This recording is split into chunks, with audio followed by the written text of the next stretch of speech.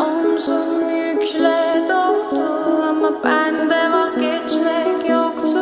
Bitmedi, bitmedi, bitirmedim. Ben özel değilim ya da öyle bir şey, ama sen varken hep böyle hissettim, böyle hissettim. Yanan her şey görünmüyor olmalı, bunu sen de hatırlarsın da artık